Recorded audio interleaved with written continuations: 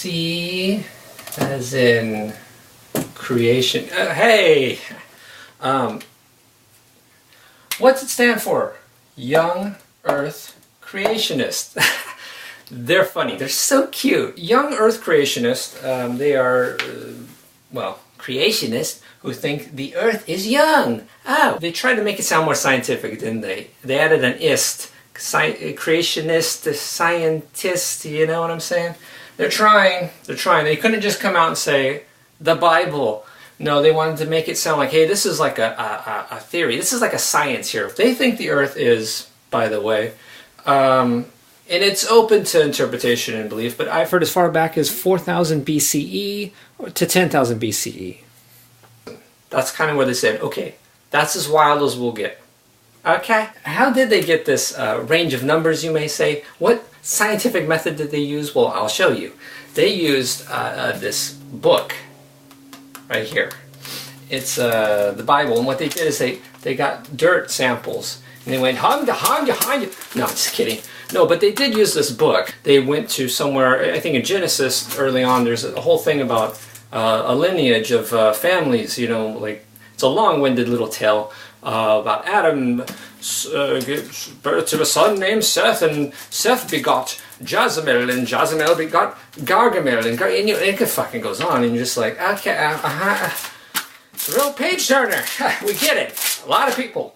So what they did is they went, well, if we can kind of scientifically, of course, because we are creationists, if we can add up the calculations of Adam was it said it was 900, wasn't it? I forget. And then so and so was 800. But anyways, they added up and they go, oh, see, that will tell us how many thousand years, because obviously it all began with Adam in the garden and the whole talking snake thing in the 6 days. I have a pretty small window here. In the real science world, it goes. They have a different number. It's the universe. Forget Earth. The universe is 14 point whatever billion. Compare them. The zeros are different.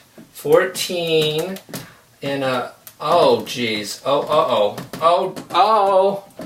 no, it's more. It's too many. Which one of these is more likely, more even say dead on truth? What we want is we want the smoking gun, right?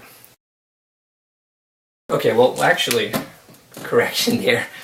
They're all over the place. They're scattered all over the globe.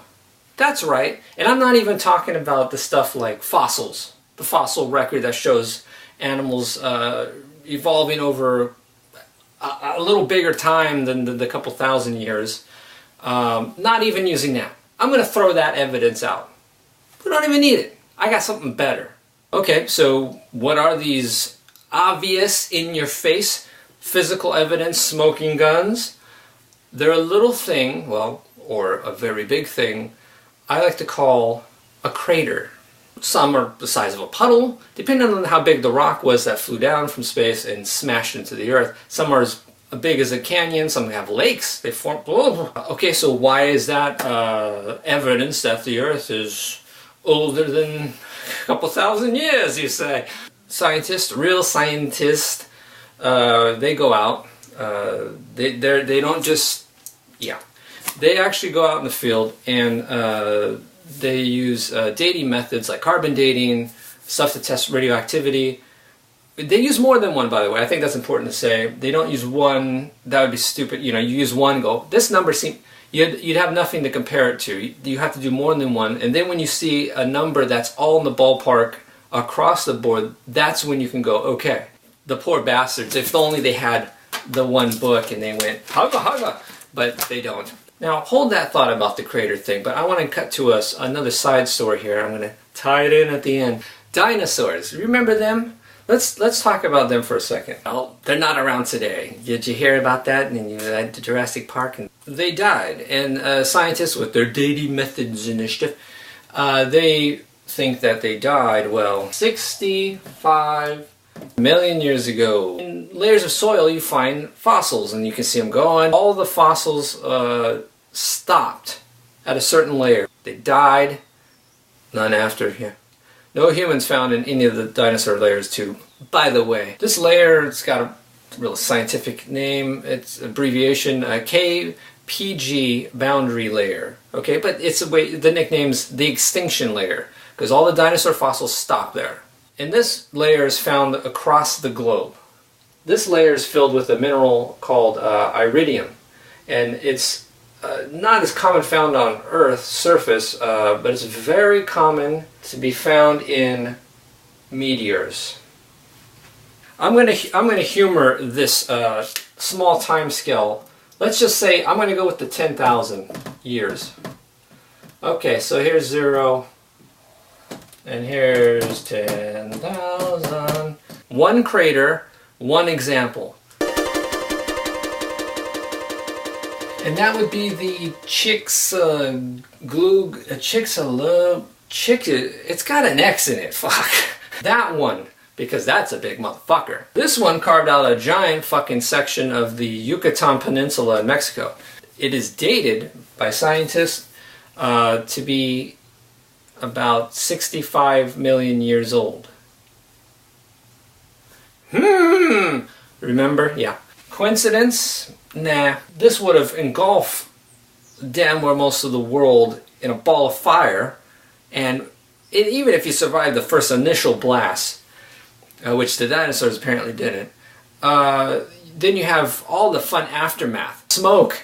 If you could survive that, then you had things like, I don't know, acid rain, and that smoke would have blocked out sunlight, and that's a little bit vital to not only living things, but like plants and things in the water. The aftermath would have lasted, who knows, 100 years of mass extinction took place thanks to Chicxulub. So let's deal with the timeline real quick. So remember those like the 50 ones that would have really destroyed damn well everyone? Where do they fit in the 10,000 years? When did these happen that would have annihilated people constantly? What intervals did they happen? Did they happen? How can we fit these in? Here, let's say this is 1,000 years. You cram in what, 50 here? And everybody recovers real quick? Okay, I didn't even get into the flood. Remember that when that wiped out everything too? What was the recovery time on that? What do we give them?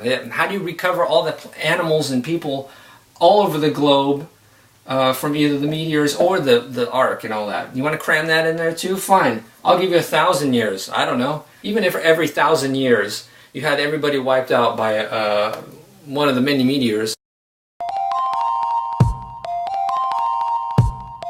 you have to repopulate everything again.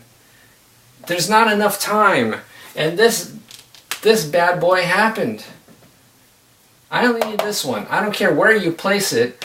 You think everything's going to be repopulated in a couple thousand years? Well, even the 10K, you have to go back even a few and minus that because we had civilizations on record already going on. So it's really even smaller than the 10K. It's actually, the Bible was written here, and really only we have this now. And now cram my other meteors again with this Chicxulub.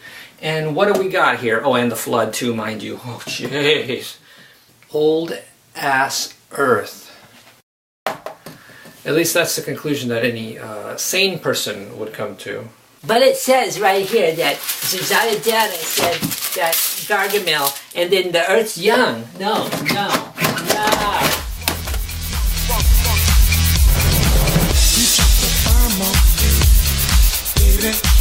You